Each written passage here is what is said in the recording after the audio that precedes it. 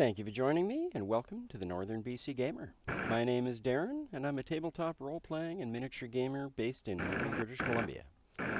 Welcome to the second episode of the Northern BC Gamer podcast, where we revolve mostly around gaming, be it tabletop role-playing games or miniature games. So if these are topics that interest you, please give the channel a follow, the video a like, and feel free to drop your own answers to the questions I ask my guest in the comments below. I'd like to hear your stories as well. Tonight, I'm joined by my guest and older brother Rory for a chat about his gaming experience, the different genres he's played, the games he's played over the years, and what draws him to the game, and if he, like I, is a forever GM. So let's get started. Rory, thanks for joining the channel tonight. I appreciate you taking the time out of your busy retirement to sit and talk about gaming with me.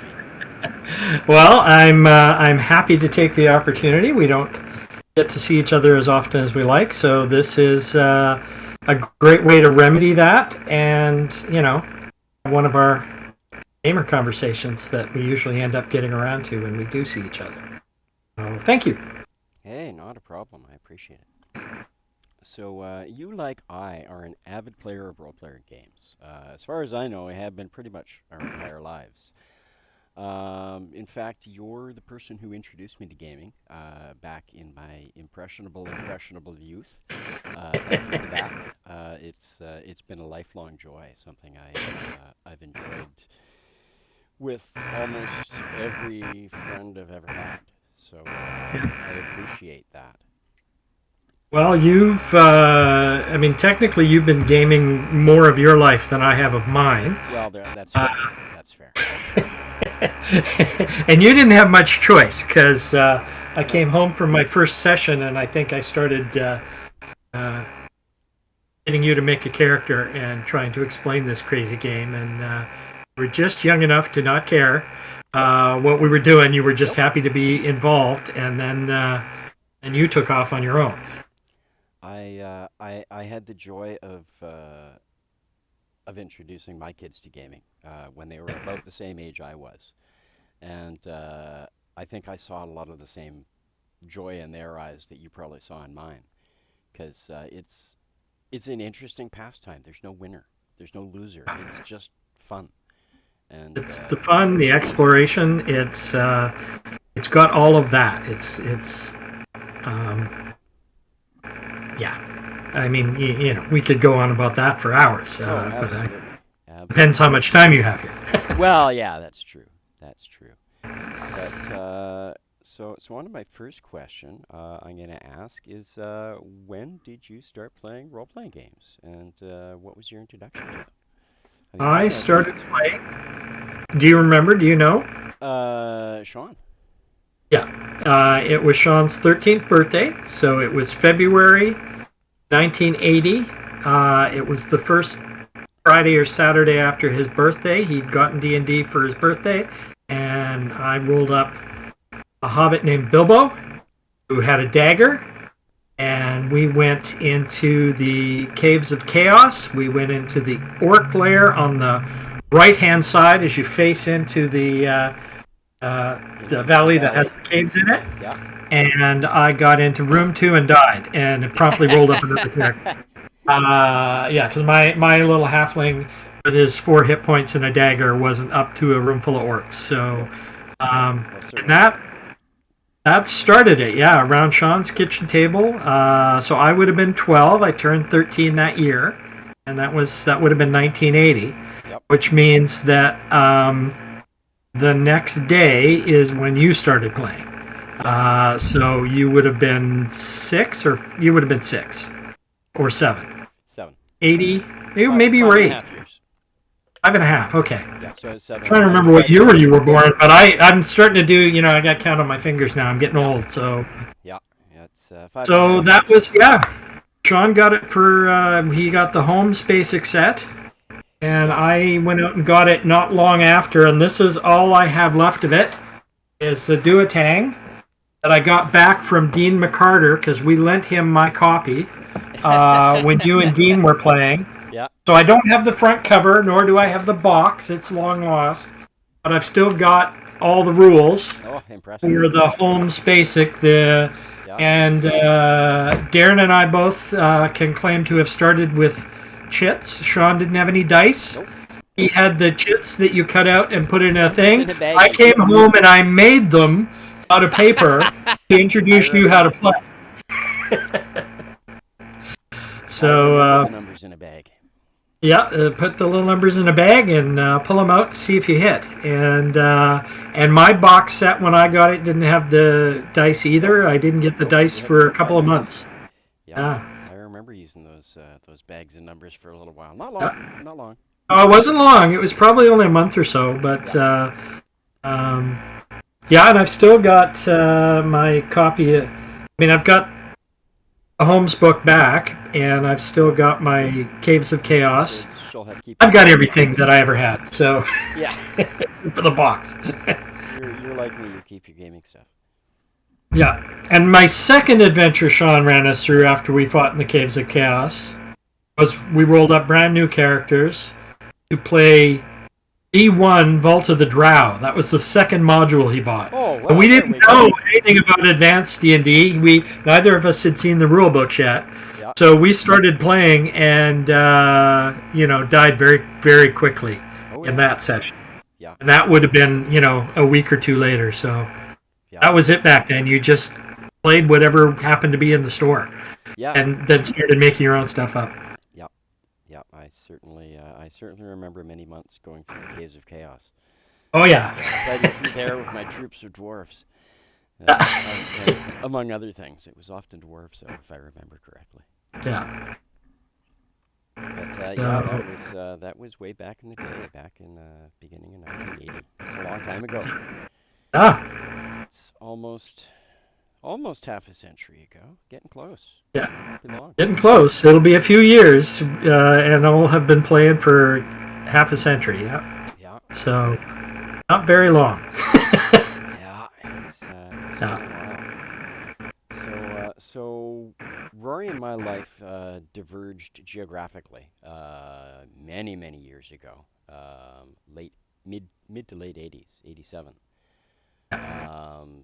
When our father took a job in northern BC, and I moved up with my parents, Rory being older and having a decent job, and having friends and everything on the coast and being graduated high school, stayed.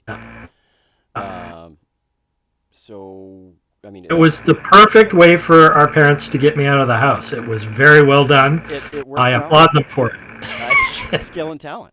A little bit of planning in there. But I know our, as well as our physical, geographical distance changed. I know our gaming life has, I'm sure, been very different, followed different paths. I know by the time I moved up north, I was playing Dungeons and Dragons, both versions, 3 versions, I guess. I was playing basic D&D too, advanced and stuff. I played Star Frontiers with my friends in high school, and I was still trying to find people to play Champions with me, which we can blame Sean for. I found those people in Prince George. It was an incredible game. I loved it. 4th edition, not the 2nd edition that I was gifted in, because I don't think he could find anybody to play it either. Yeah. But and of course I moved through God knows how many other games that I've played and GM'd and run and things throughout the years. But I've never really paid much attention to what you've done outside of playing D&D, what other kinds of things you've played. So I'm kind of curious what other games you've run or played over the years. Well, I primarily run D&D. Pretty much all flavors from Holmes all the way through to 5th. I've played a lot more games than I've GM'd as far as breadth of games. Played Rollmaster for a long time with Sean and quite enjoyed that. What else? I bought the entire run of Alternity that TSR put out, because I love that game. I played it exactly once. I've not found a group that would let me run it for them, and I would want to run it in fantasy. Although if I were going to run a sci-fi game, that is the system I would use. It's a beautiful, elegant little system, and I love it to pieces. And the artwork was fantastic. So that's my love that I never really got to play other than once, and it was everything I expected when I played it. What else have I got back here? It's mostly for my. I mean, we played Star Frontiers back in the day. I played Champions off and on with a group when I moved out to Abbotsford. There was a jam for Champions out there, and I had a lot of fun playing that. But again, Supers and Sci-Fi. I have trouble finding a good way a good in for myself to run a game that wouldn't need me just running a TV show or a movie I've seen. Yeah. Which means it would be short form, and I prefer a long game. Yeah. I prefer a campaign. And I absolutely love superheroes. I'm in my glory at the moment with all the Marvel and DC movies, and I love all of them. But again, my brain just won't find an in for a superhero game. And if I'm running, I played Star Wars, had absolute blast playing Star Wars. But if I'm playing Star Wars, if I were going to run Star Wars, I might as well run a fantasy game, because that, to my mind, is where Star Wars is. It's very much a science fantasy. Exactly. So I think you could safely say I played a ton of different things, but I always come back to D&D. And if I run a game, I run D&D. I'll play lots of different things with different people. Whoever's running something, I'm happy to join as a player. And there are some systems I'd like to play more of. I'd like to play more Rollmaster. I'd love somebody to run a really good alternative game for me. Heck, I'd love to run an alternative game. GURPS, I never got a chance to play, but I've been reading their stuff. And GURPS has incredible source material. It is absolutely the building a campaign world out of GURPS, I would love to do that, but at the moment what I really want to do is spend as much time possible playing. And if I were running a GURPS world, it'd be, I'll talk to you all in 2 years once I've narrowed down all of the options I want to use and built a beautiful masterpiece that my players can then run amok in. Yep. So yeah, it's got lots of bits and bobs you can play with in there. Yeah, I mean, compared to you, I have been more of a D&D purist. I mean, you can look behind me. Almost everything behind me is a D&D box set. The white, where's my hand? The white boxes back here. Those are all my Dragon magazines and Dungeon magazines. I mean, I've got some comics up top, and I've got a bunch of stuff scattered in and about. But this is my collection. And relegated way up in the corner is my 4th edition D&D. That I bought a ton of books for, but that's a game that I love to play that's not D&D. It's a lot of fun, but it's not D&D. I cannot run it as D&D. I can appreciate that. When I can hear the flame wars starting every time I say a sentence. Somebody somewhere on Twitter is twitching and getting ready to tell me I'm wrong. But there we go. There are people that love it, and then there are the rest of us. No, I'm similar. I've played a lot of things. And when it comes to fantasy, 9 times out of 10 I come back to D&D. There was a stretch where between 2nd edition and 3rd edition, I played Rollmaster because I got so tired of playing 2nd edition. But Rollmaster. You ran Rollmaster for quite a while, as I recall. I did for many, many years. I quite enjoyed it as a system. I find it makes different systems create a very different feel in any game you run. And I really enjoyed the feel of games, especially compared to 2nd edition at the time. I was I was a gaming snob. We all become snobs. I don't like 2nd edition anymore. It's so point, good. Right? This game is so much better at doing this. But then 3rd edition came out, and I bought into that because I had good recommendations from you. I got your opinion on it and your insight on it, and I thought, okay, that sounds neat. And I looked at it, and it very much felt like Rollmaster for D&D. I mean, the magic system was still old school D&D magic, which was just fine. It's what I was used to. But the skill system and stuff, and It was much closer to the fact that it was actually a purpose-built game system felt a little bit more like Rollmaster, but not quite so damn fiddly. Yeah.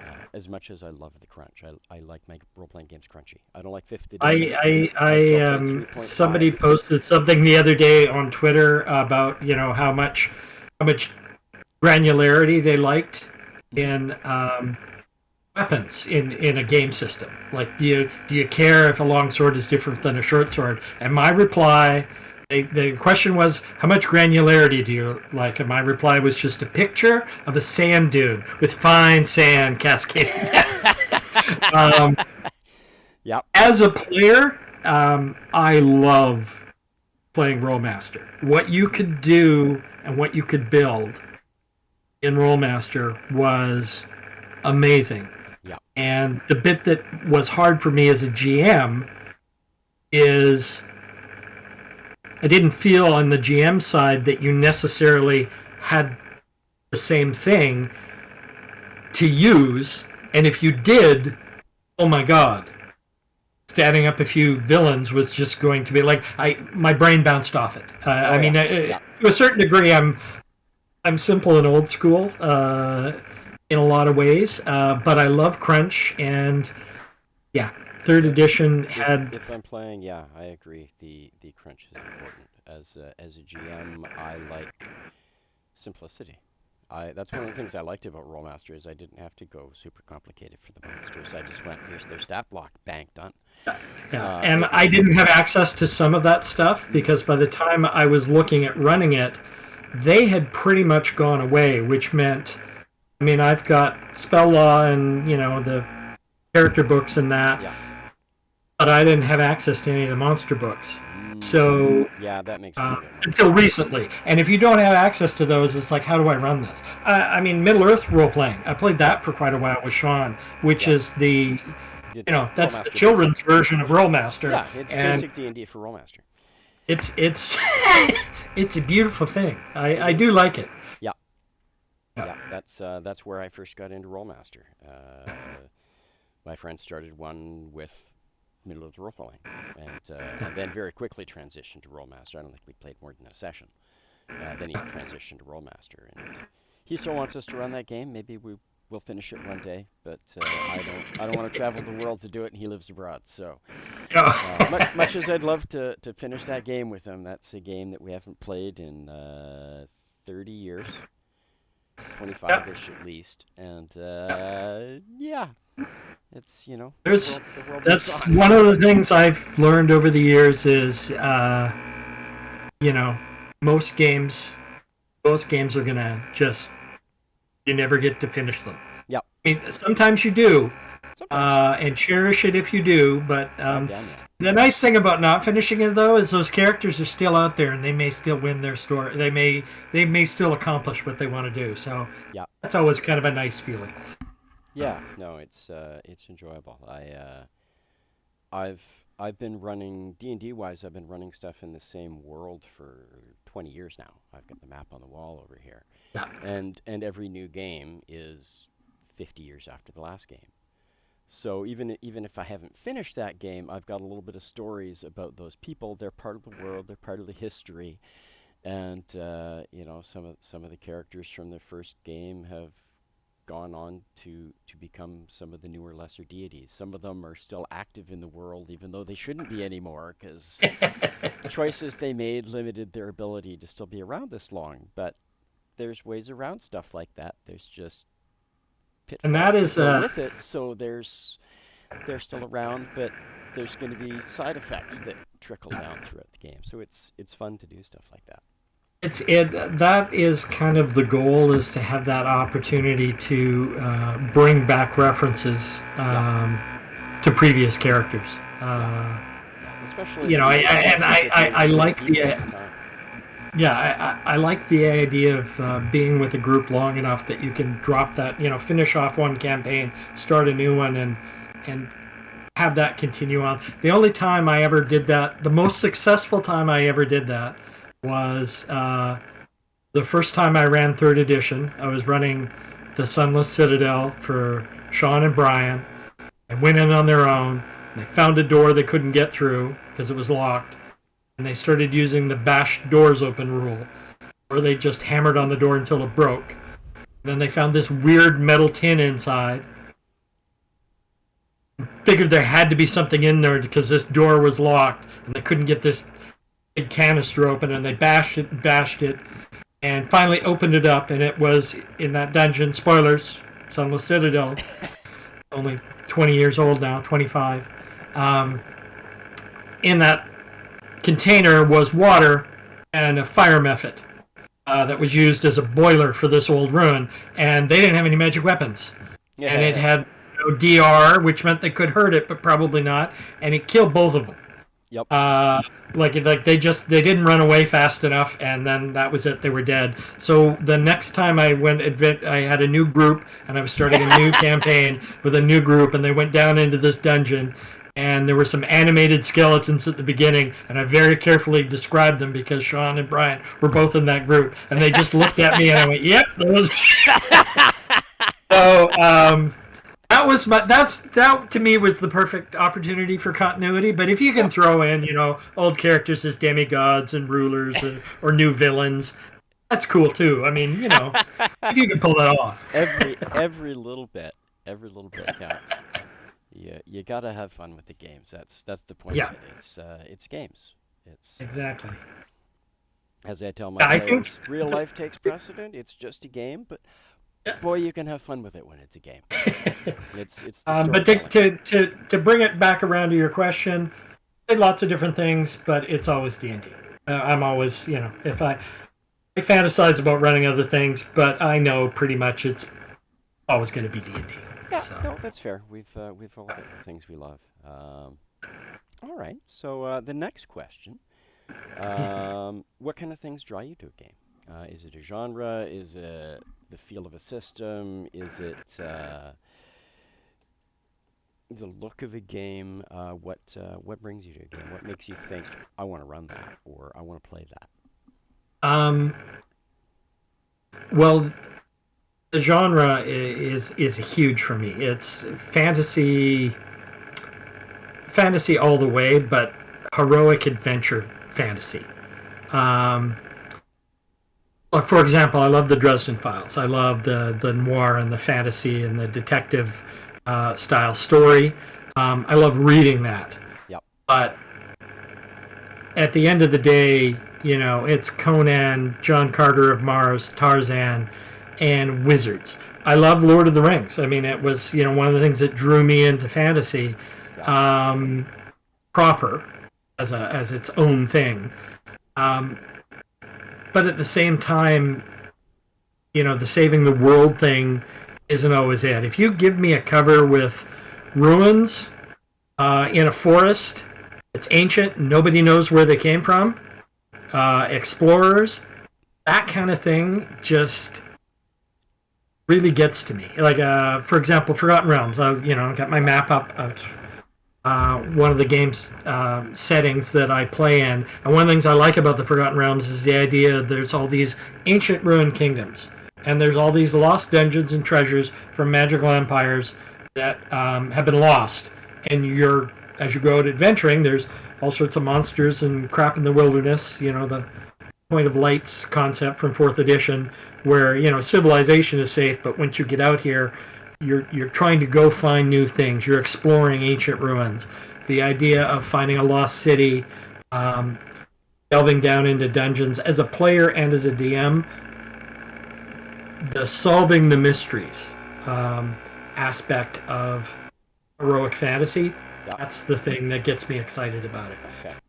Rollmaster did it with the covers. D&D does it with the covers. A sci-fi game will do it with the cover if there's a weird alien spaceship and nobody knows what it is. First Contact movie, like with the movie Contact. Okay. That whole idea of what is it that's out there. Um, it's a mystery. Let's go solve it. If we can, and maybe you never can. Maybe it's just extra strange. Those kinds of things draw me in. And then I also want a system that gives you that feel of magic. I mean, I'm used to D&D. It's in my DNA. But the D&D system, as far as how spells work and things like that, I quite appreciate what Rollmaster did, because here's a thing where you learn how to do one type of magic, and then as you get more practiced at it, you can do different things with it. Yeah. I love that concept. GURPS appeals to me more and more because I've read the Steven Erikson novels, and he based most of his campaign. I mean, he started with D&D, but then they quickly moved to GURPS. And once I was reading through some of the GURPS rule sets, you can see exactly how his magic works. You can even go, well, he used this and this and this. He used these 5 tools to build these classes and how these mages work. And I love that sort of stuff. I love some nitty gritty to my magic to go, okay, well, these sort of things are going to happen. But I also like the idea of magic being not just incredibly advanced science. Yeah. I like the idea of it being odd and maybe outside of our control a little bit, or part of the natural world. It's something we don't understand, but it's definitely not just math and physics, even though it might have its own internal rules that don't necessarily need to make sense. Yeah, okay, that's my ramble on that topic. I think I hope that gives people a sense of what draws me to a game. I mean, as far as running a system, I like a certain amount of simplicity. I'm back to running second edition AD&D just because, well, fourth didn't agree with me, and fifth, I can play it as long as I'm playing a fighter. But I don't like what they did with some of the rules around magic and stuff. Um, and it just seems like they artificially restricted the idea, the possibility your character could do anything. Anybody's character could do anything and go anywhere.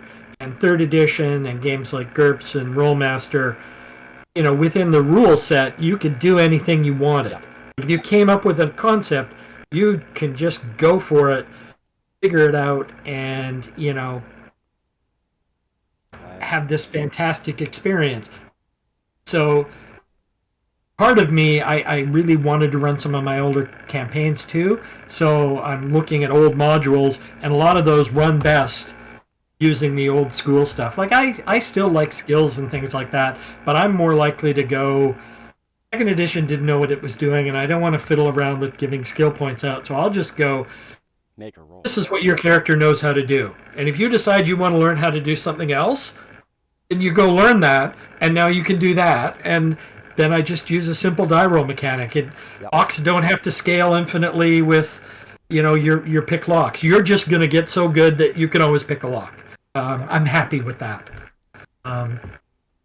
Okay, I'll stop. I'll let you. I'll let you get a word in. That's all right. I enjoy the listening. I like hearing different points of view. For me, I don't always know exactly what it is that draws me to a game. Like I said, I've played all kinds of things, and I like all kinds of different types of games. And I'll play in far more different types of games than I'll run, though. I know where my strengths are when I'm running a game, even within different genres. Like, I can run science fiction, I can run science fantasy, I can run fantasy. I don't run superheroes well. I don't run horror well. So no matter what setting I'm in, I'm not going to run a horror game because I'm not going to do it justice. I've met people who run good horror games, and I will play in their game hands down any day of the week. But it's not where my strength is, so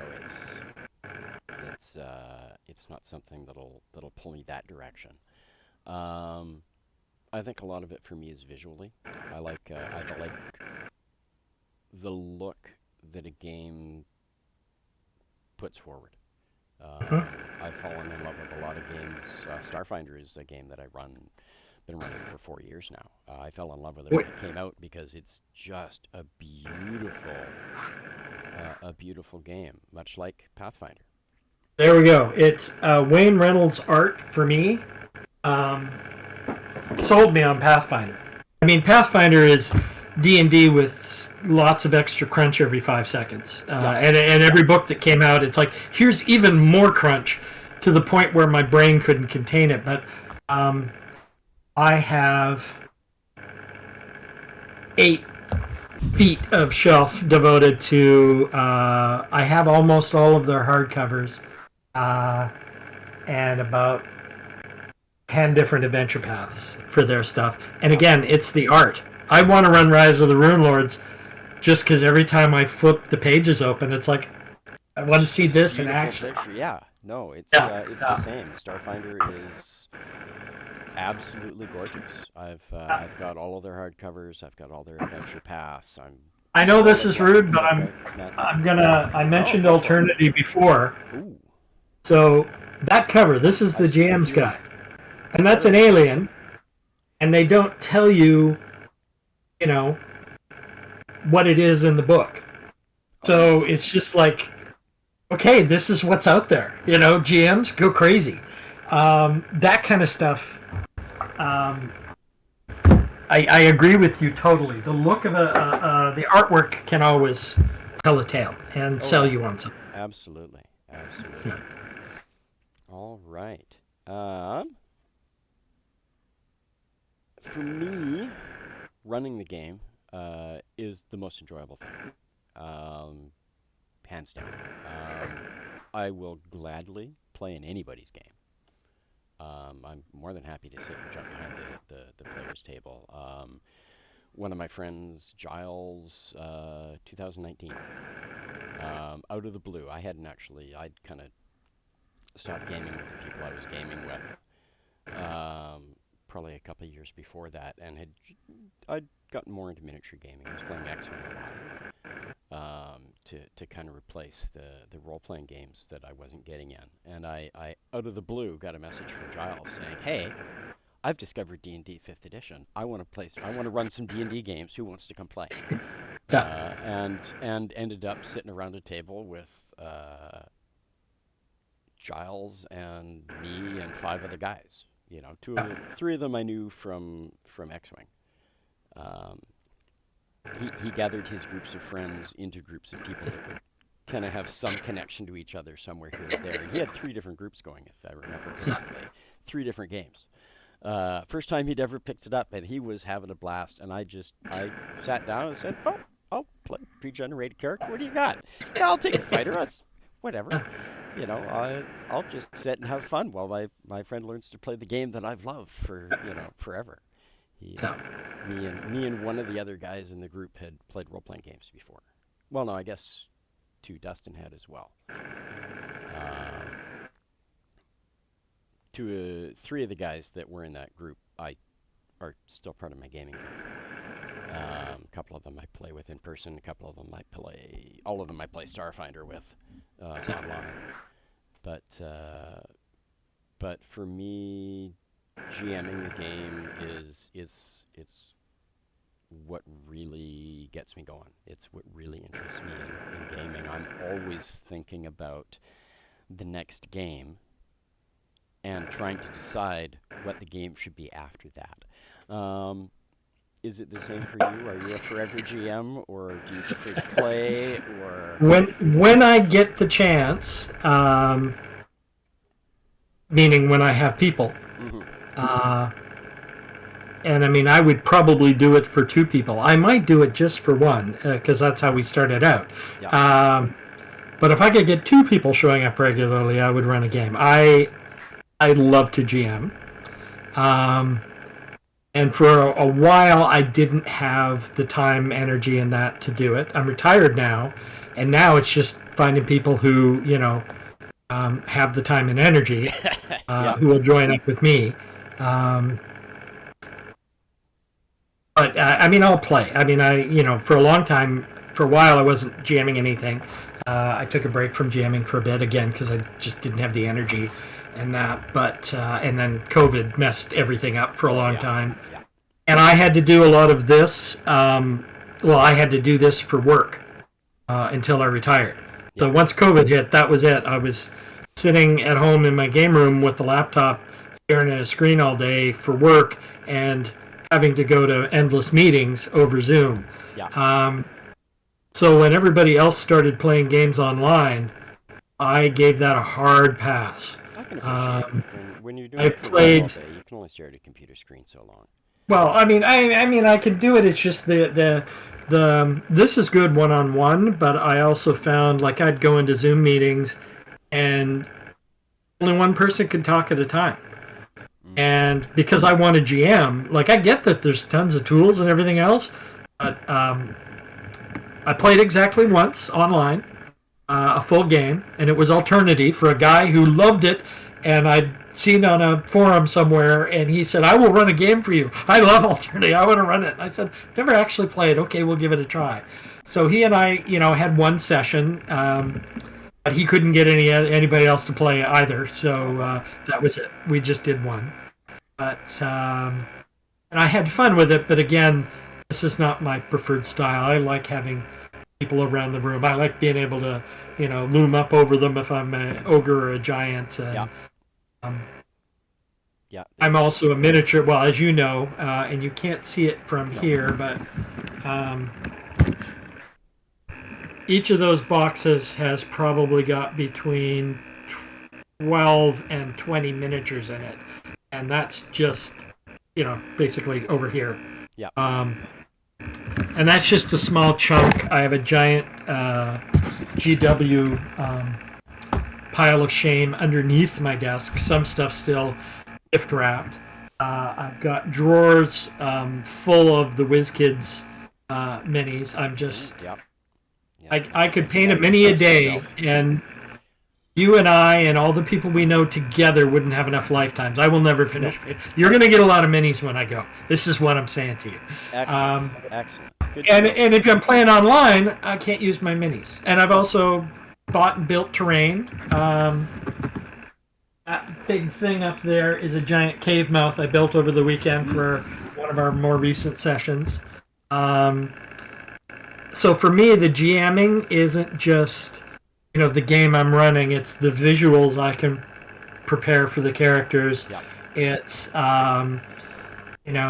getting somebody to describe their character, and then I go, oh, I've got a mini for that, and then painting it up so they can go, oh, yeah, that's me. And then like when you talked about planning your next game, I'm currently running a game set in the Forgotten Realms. I have 2 other games that I want to run set in the Forgotten Realms. I still want to do an old school Tomb of the Horrors in Greyhawk. I'm planning to use Against the Giants at some point, but I can do that in Greyhawk or the Realms. Yep. And it really kind of depends what these guys end up doing. Part of me wants to start a homebrew that I've got an entire campaign set for. But again, it's like going through the rules and cherry picking what system I want to use and then how I'm going to do it. I also have been plotting going back. You remember the old Judges Guild maps I had? Oh, yeah. Back in the day? I've got those, and I bought all the D20 stuff that Necromancer Games put out for it. So I want to run a Wilderlands campaign long term. Like, I'm very tempted to use that almost in the Wilderlands style, but the idea that you go out, you run your characters, and then the next campaign just takes place there. Because it's Gonzo a little bit. Not that I'm a huge Gonzo, but it's ruins and lost knowledge everywhere, and warring tribes, and no big factions or big organizations where you got to worry about, oh, well, you've offended the king. Well, if you offend the king, ride 50 miles and you're completely out of his kingdom because, all the kings, basically, it's like old England, they rule about as far as they can see, within a bow shot. That's their rule. I'm continually, and it's the bane of my existence, because as I'm trying to plan for the next session for the game I'm running, I'm also planning 3 other campaigns that I'd like to start. Oh yeah. All with different rule systems. Mm-hmm. So yeah, that one I think you knew the answer to. Yeah, kind of. I figured you were a lot like me. And there's a limited number of times. Like my buddy Mark is running a game. He got back into D&D with 5th. He played 2nd probably for 5 minutes a long time ago. And he started gaming with a few other guys nearby. And then he started to run a game for some people that he worked with, who are all younger, and of course, promptly 2 of the couples had children, so he lost the majority of that group. So I said, "I'll come play with you." So he's running 5th, which I take a deep breath and just run a fighter, and I have a grand old time. I mean, it just get that character in your head and play it. But at the end of the day, I'd much rather be working on a game, and even like just the background stuff. You know what it's like. I just, for me, it's not just painting the miniatures. It's having, drawing a map,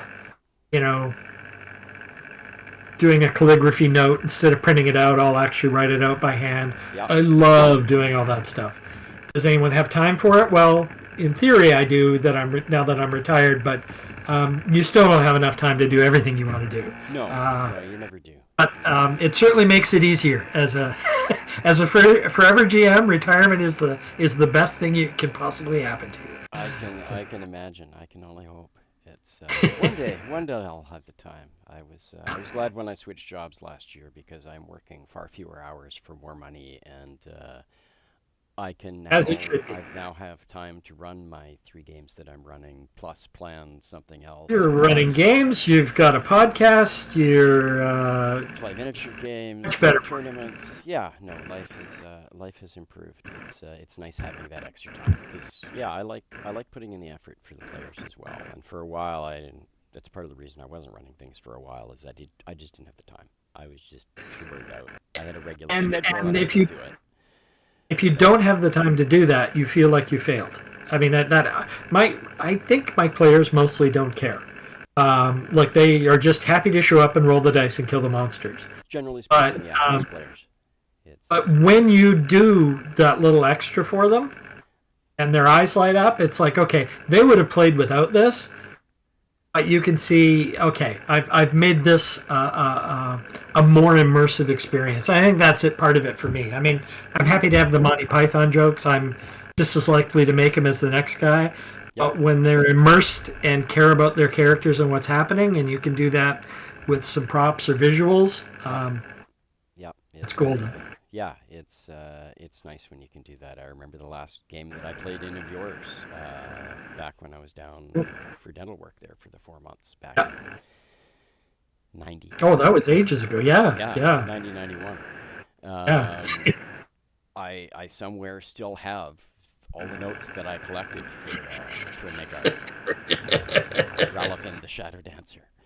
I thoroughly enjoyed that character. I enjoyed the adventure. It was, you seemed to kind of create an adventure that allowed me to tie in a one-off character in a game that you'd been running for a couple of years for the guys, while making it a story that was important to them. That was just fun and engaging. And well, I honestly don't know ever what's going to happen next in most of my stuff. What will happen is the characters will do something and I'll go, oh shit, well now what? Mm-hmm. And then my brain will just start percolating and I'll quite often just roll a dice to get a random idea and then go for a walk. And what if this and what if this? And if I have a fault, it's that I tried too hard to tie everything together. Yep. But when that happens, players expect to be the protagonists of the story, even though I tell them they're not. What inevitably happens? My current game, there's a paladin, and he hit 4th level, and he's very excited about it. He's having a blast. And he got very excited about getting his warhorse. Yep.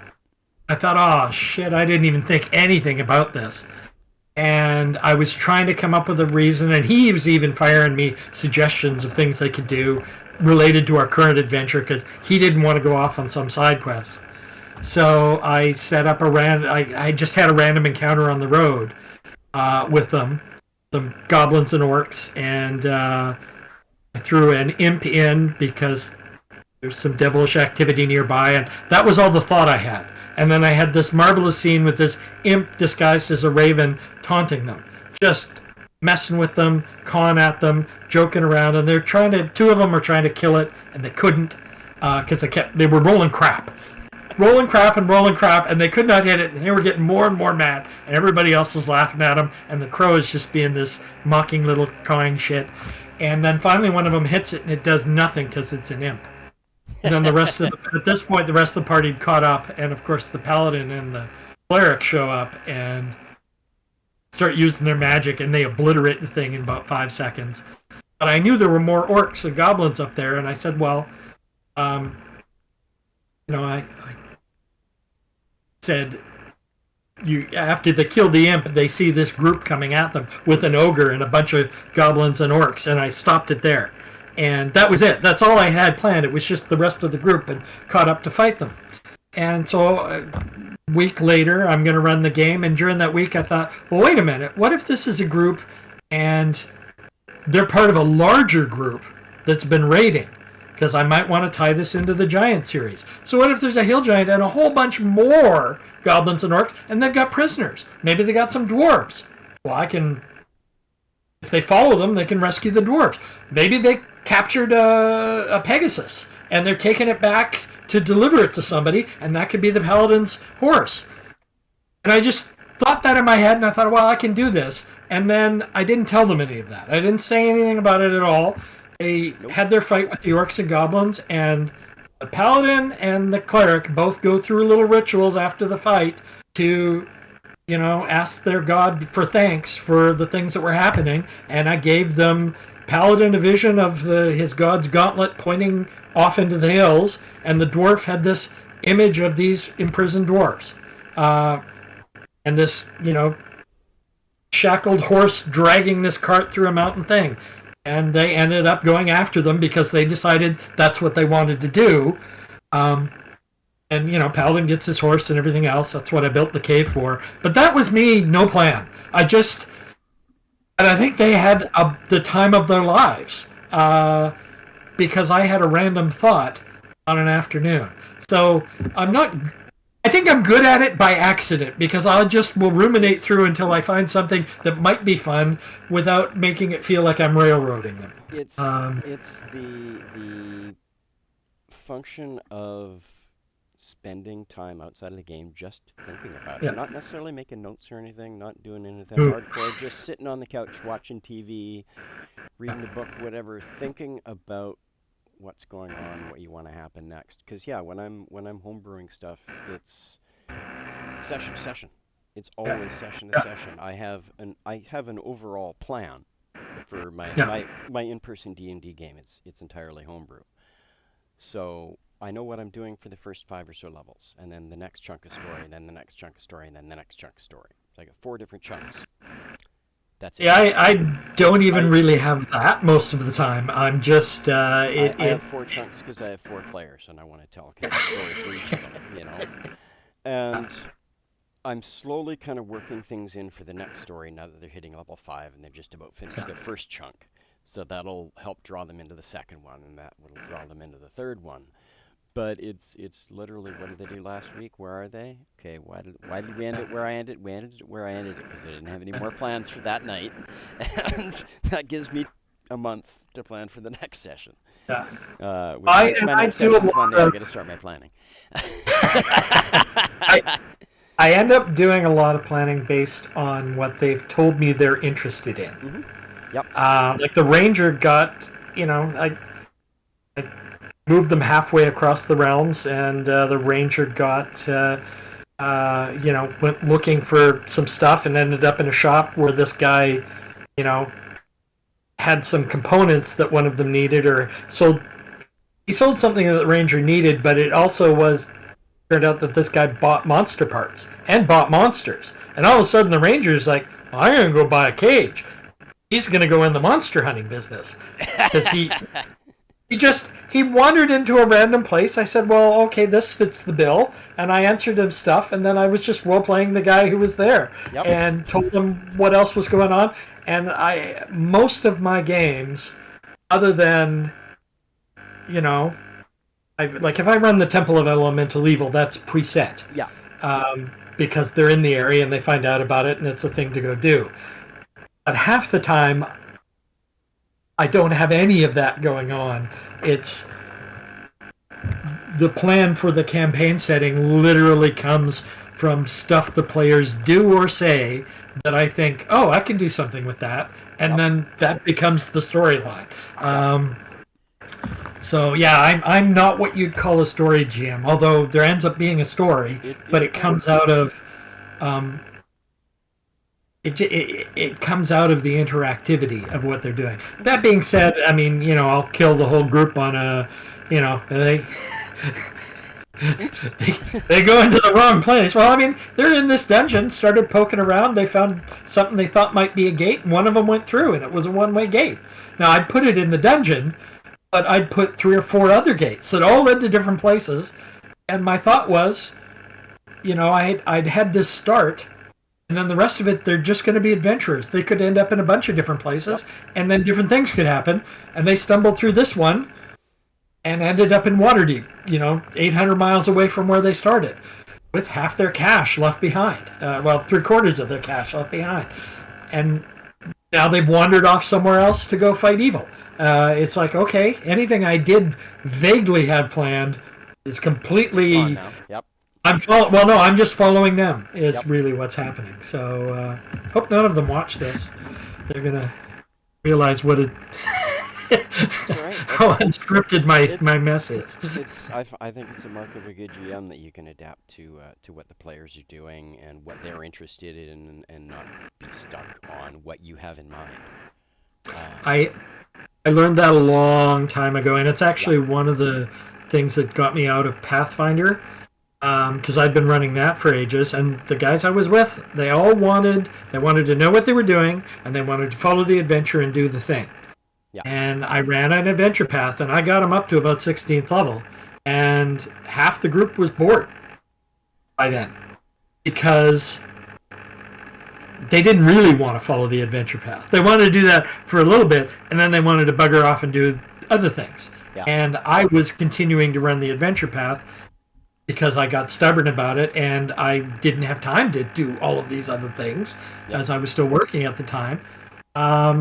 So I just, you know, I took a look and I realized, no, my strength is actually, oh, gee, you want to make this your new base? Okay, you're settled here. Let's see what happens. And we'll leave the rest of the adventure out there to go on if you want to follow it or not. And that's been my focus mentally for the last few years, because there were times when I didn't do what I've been describing, where I, you know, picked an adventure and just ran the adventure, and you were stuck with it. My Starfinder group is they like the adventure paths, so I've had a lot of fun with those. But they also don't go as they only go to 13th level, generally speaking. Like a 6-book adventure path is you get characters up to 13th. And there's 3-book adventure paths too, which are kind of nice. So you've got that shorter level range. But yeah, playing all the way to 20th can be a slog. It can take time. I mean, we're just about at the halfway point of Attack of the Swarm. It's a 6-book adventure path. We're just finishing book 3 every other week, and it's been a year and a half. So, you know, we got another year and a half to go before we're done. They're still having a blast, and I'm still having fun running it. But it has a different... Some of them are fantastic. I think the one I chose to run for them was a little too, let's take a tour of the country. As you start off in one place, which is a little place, and it leads you to a city. You have this big adventure in and around the city and defeat all these bad guys. And then the next part of the thing, you've got a secretive cult that nobody really knows about, trying to do an awful thing. You don't really know what that thing is yet. and then you're supposed to go herring off to them, some lodge in the middle of the forest, 100 miles away, and then the next thing takes you to a deserted village where you defeat the bad guy you've been chasing. You found out who he is, you defeat him. Except he was just a minor cog working for some other people, and you find a couple of cryptic hints. And it was one of those things where it was cool. There was really cool stuff in it and cool backstory. As the GM, you could see all this cool stuff. But as a player in it, at a certain point, it just weren't invested. And I didn't recognize that soon enough to do the proper thing about it to fix it. It was the Carrion Crown. I think if I ran it again with another group, I could do it. I could do different things with it. Having run it once, it gives you ideas how to do things differently and what. Well, obviously that sort of stuff happens, but I'm also in a place now where I'm enjoying just there is no big over. This happened and you found out about it. What do you want to do? You want to ignore it? Fine. You can go do your other thing and then something else will happen. I'm taking it as it comes. So. No, that happens. Everybody's got a different way of running games. So, and I think we've largely answered the last question I was going to ask, which is, what are you playing right now? Which was second edition D&D. Second edition D&D, Forgotten Realms. They're out on the north of the Sword Coast, and I'm running an adventure. They're currently in a set of adventures that take place in the what's it called again? The Marsh of Dead Men series of adventures from Dragon Magazine back in the day, a couple of which were written by guys who went on to work for WotC and did a lot of Forgotten Realms stuff. Right on. And I'm on Ed Greenwood's, not his Kickstarter, his Patreon. So it's fun getting back into all my Realm stuff. Most of the good Realm stuff that I had that I loved was all second edition, and I've got a ton of it. So I figured I'm pulling that out and using that. Plus, I get the opportunity to ask Ed questions and get access to other people who are, getting long form questions from him about the Realms. So I'm enjoying that at the moment. And then the next game will probably be third edition again. I think at the end of the day, that's going to be my sweet spot is third edition. Skills, feats, a lot of third party and homebrew. There was a lot. Yeah, there was a lot of third party extra. There's a ton of stuff that you can kind of add in and that you need. I mean, I've been doing it long enough. I'm just going to monster together my own system. Is what's going to happen. Yeah, but I can appreciate that. I'm running. Well, like I said, I'm running 2 Starfinder games.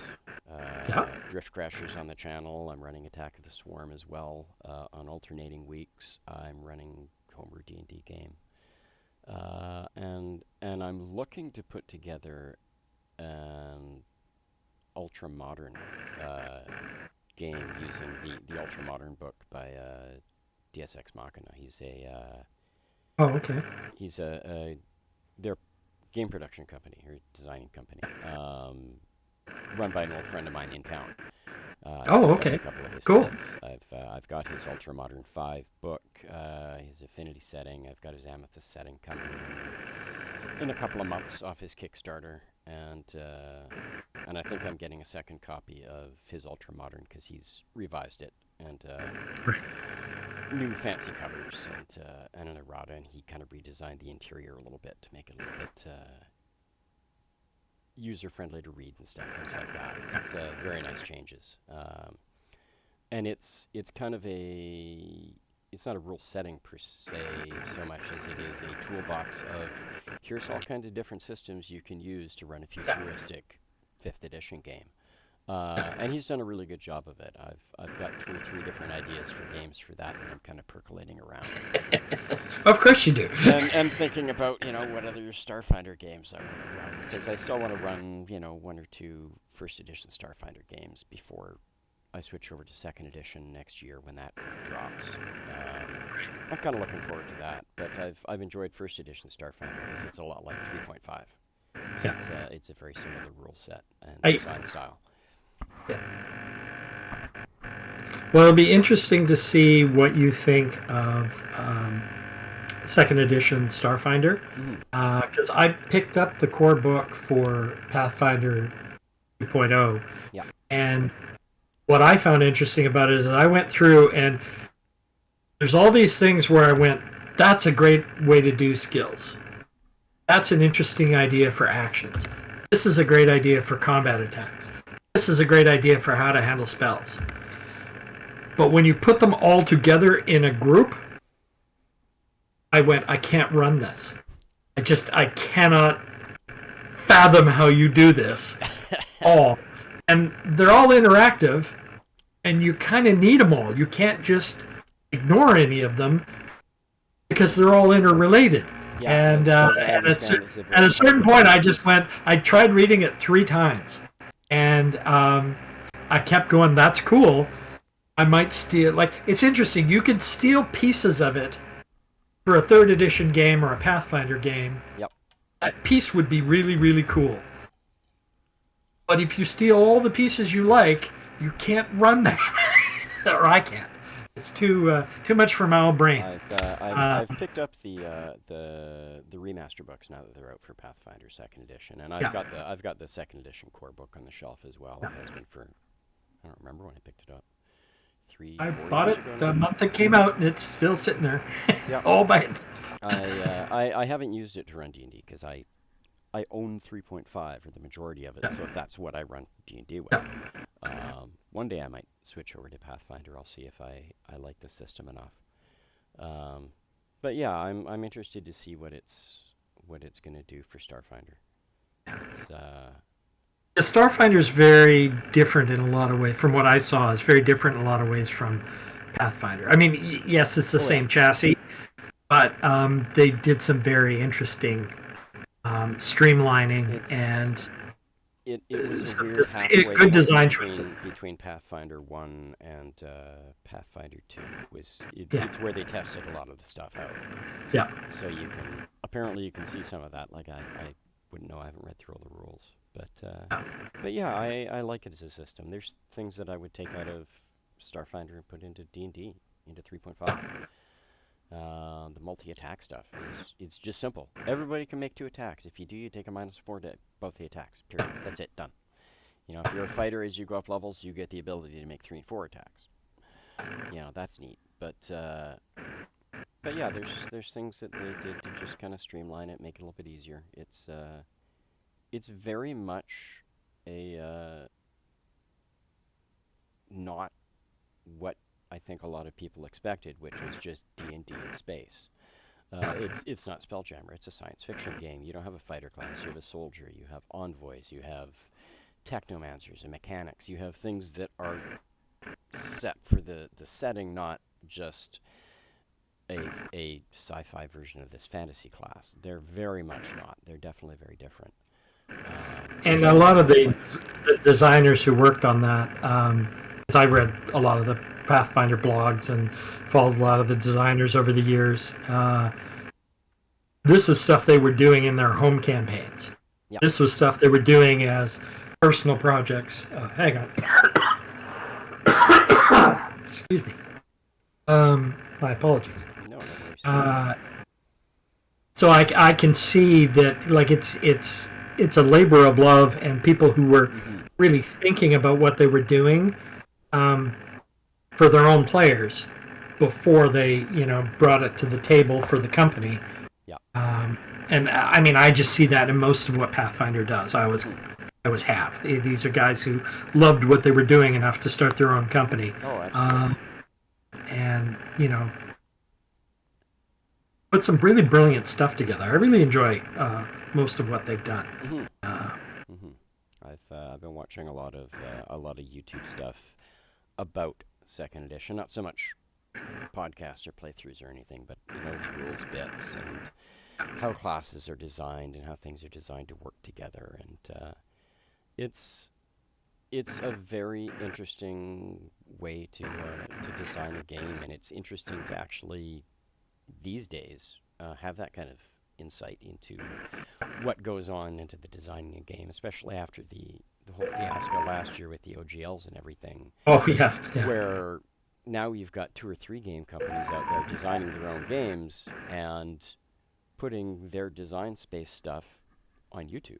MCDM Productions. Just showing you what they were doing. So it's interesting.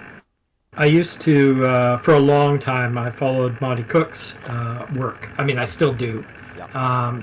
And he was very open about discussing what he did and why. I mean, it took a while for him to get in that headspace, I think, because he thought people didn't care. I think early on he just thought people aren't going to be as interested. But when you start seeing the how and why things fit together, and what you can put in and take out, and why they exist in the structures that they're building for games, it really changes how you see what you're doing as a DM and how you see what system you want to use to accomplish the thing you want to accomplish. For example, my second edition game, they don't have this giant list of automatic skills everybody's got, where they look down at their sheet and go, well, I didn't put any points into sneaking, so I can't sneak. I just tell people, if you're going to sneak up on these guys, you're sneaking up on these guys. You know, if the thief wants to do it, he's going to be really good at it. But the rest of you guys, I'll just make a roll and see if they notice you. You're all trying to be quiet? Go to town, which really changed how they're approaching things when they play. It feels very different having, a bunch of players interacting with what I describe about the environment, rather than interacting with their character sheet. Yep. That's fair. And it's, first couple of adventures, they ran into an owlbear and spent an evening getting it to chase them around until they could get it to fall in a pit that they had found earlier, because they were carefully checking for traps.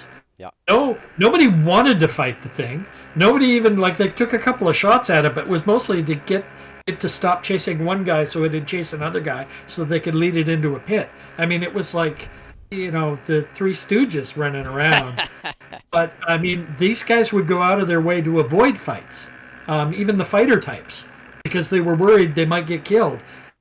Yeah. Second edition, first edition, you got a very different feel than you do, playing fifth, where it's like, okay, I charge in, roll a hit.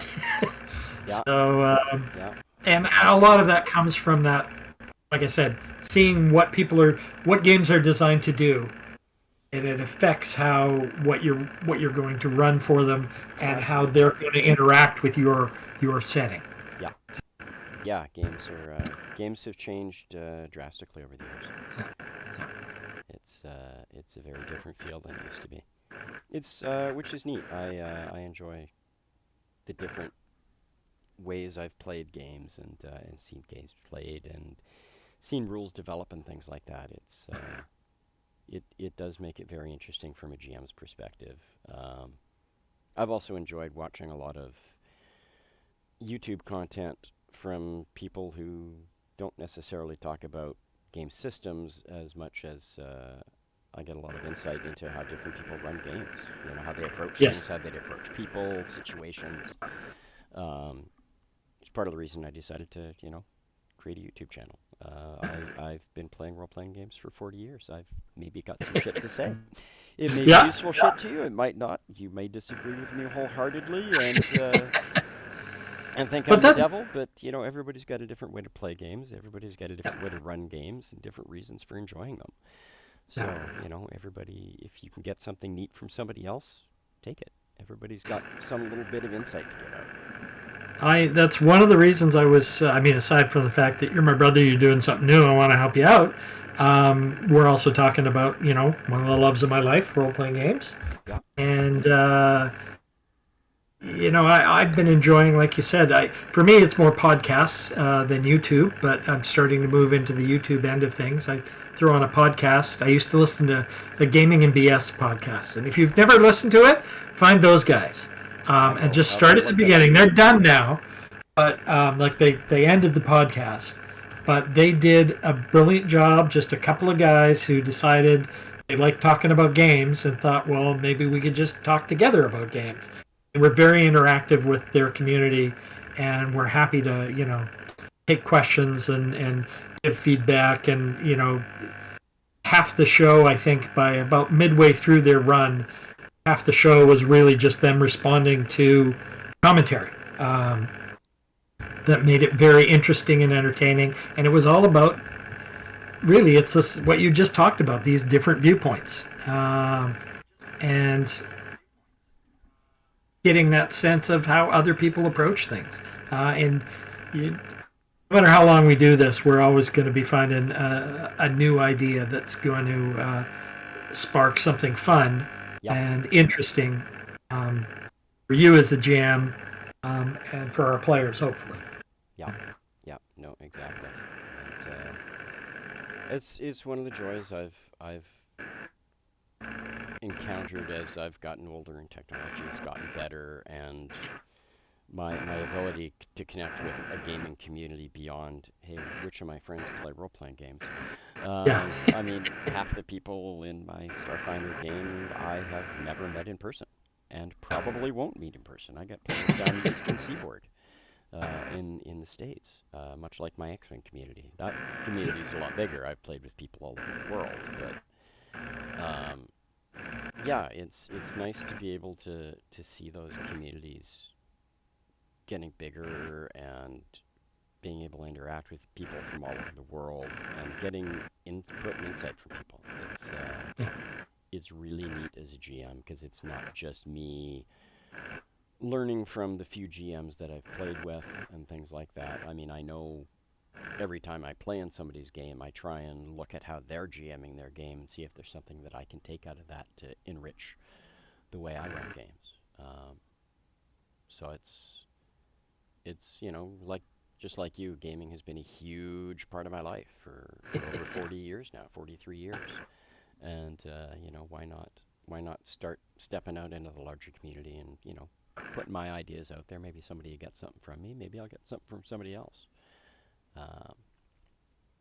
Well, I'm looking forward to watching more episodes and see who else you can get on to maybe be a little more coherent and less rambling than your big brother. Perhaps not. Hard to say. I believe my next interview is probably going to be with Giles, who I mentioned earlier, who dragged me back into gaming. That's good. He didn't drag me. I came skipping along, Yeah. dice in hand, saying, "No, just point me to the chair. Put me at the table. I'm jonesing for a game." But you got the D and Darren out, and you were there with your dice bag ready to go. Yeah, pretty much. How many people are there? No, I'll just give you a character sheet. I'll play. All right. Well, I think this is where we will wrap up our conversation with the evening. Thanks again for joining me, Rory. I appreciate No problem. the time. And, this was a ton of fun, but yeah, I think dinner calls, so I should go get some food. And Finn, our puppy, is whining at the door. I think he heard your voice, and he wants to come say hi. But I can't. Good. Unfortunately, I've had my eye surgery, so I can't pick him up yet. So maybe next time around we'll. Sounds good. Show him to you. Excellent. Well, thank you to my viewers for tuning in. If this is the kind of content you enjoy, please give the video a like, follow the channel, and stay tuned for further content. Thanks, everybody, for joining us. Have a good night. Thanks. Bye.